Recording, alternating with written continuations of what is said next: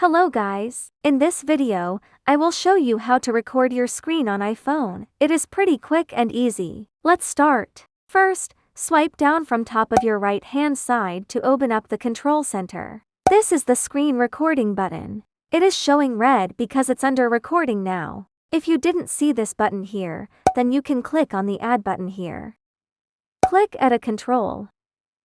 You should see the screen recording button showing here. If not, try type in and search it here. Once found it, just tap on it. Then it will add it into your control center. If you would like to start screen recording, just click on this button. And it start countdown 3 seconds before recording. Keep pressing it to open up the recording option. You can select either turn the microphone on or off here. Tap here to stop recording.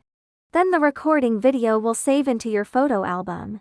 Okay, this is how you can record your screen on iPhone. I hope this helps. If this is helpful, please click a like and subscribe my channel. It helps me a lot. Thank you.